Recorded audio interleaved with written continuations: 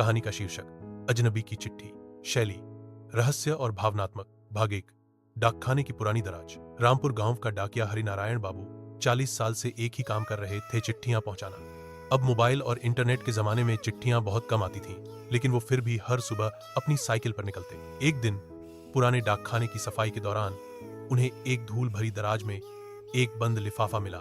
उस पर लिखा था, श्रीमती मीरा देवी, गुलमोहर कुंज, रामपुर। भेजने वाला एक अजनबी जो तुम्हें कभी भूल नहीं पाया। 1985। हरिनारायण बाबू चौंक गए। यह चिट्ठी कभी भेजी ही नहीं गई थी। वो सोच में पड़ गए, कौन थी मीरा देवी? क्या अब भी वो गांव में रहती हैं? भाग 2। गुलमोहर कुंज की खामोशी। पूरे गांव में पूछताछ करने के बाद पता चला कि मीरा देवी का घर अब वीरान पड़ा है। उनके पति का देहांत 90 के दशक में हो गया था और उनके बाद वो अचानक कहीं चली गई थी। किसी को नहीं पता कि वो कहां गई। हरिनारायण बाबू ने सोचा, अब यह चिट्ठी किसके काम की? लेकिन जिज्ञासा ने उन्हें रोक नहीं पाया।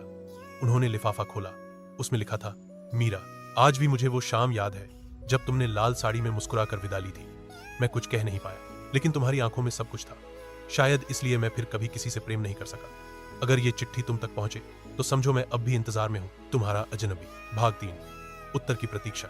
हरिनारायण बाबू ने वो चिट्ठी गांव के छोटे पुस्तकालय की दीवार पर चिपका दी ताकि कोई पहचान सके। कई लोग आए, पढ़े, पर कोई उत्तर नहीं मिला। फिर एक दिन एक सफेद बालों वाली वृद्ध महिला गांव आई। वह सीधे डाकखाने पहुंची और धीरे से पूछा, क्या मैं वो चिट्ठी देख सकती हूं जो मीरा देवी के नाम थी? हरिनारायण बाबू ने हाँ में सिर हिलाया। वो चिट्ठी पढ़ते हुए उसकी आंखें भर आईं। वह बोली, मैं मीरा हूं, लेकिन उस चिट्ठी को पढ़ने के लिए मुझे 40 साल लग गए। अब बहुत देर हो गई। हरिनारायण बाबू चुपचाप खड़े थे। मीरा देवी ने चिट्ठी अपने दिल से लगाई और बिना कुछ कहे लौट गई। अंतिम दृश्य। कुछ महीनों बाद डाकखाने में एक और चिट्ठी आई लंदन से। प्रेषक डॉ राकेश मेहता, पुत्र मीरा देवी। उसमें बस एक पंक्ति थी।